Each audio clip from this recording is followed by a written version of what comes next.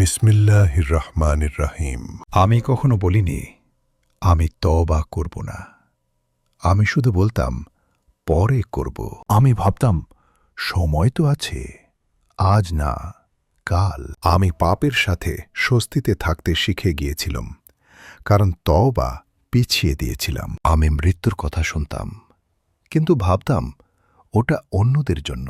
প্রতিবার অন্তর বলতো এখনই করো, আমি বলতাম আর একটু পরে। আমি বুঝলাম পরে বলে বলে আমি অভ্যাস বানিয়ে ফেলেছি। রাতে একা হলে ভয় আসত, কিন্তু সকাল হলে সব ভুলে যেতাম। এক সময় পাপ আর ভারী লাগত না, তওবা কঠিন হয়ে গেল। আমি ভাবলাম যদি এটা আমার শেষ রাত হয়। আমি হাত তুলতে চাইলাম, কিন্তু মন উঠল না।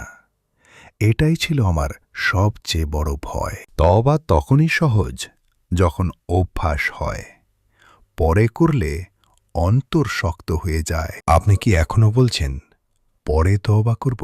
হে আল্লাহ, আমাদের দেরি করা অন্তর থেকে বাঁচাও, আজই ফিরে আসার তৌফিক দাও। আমিন।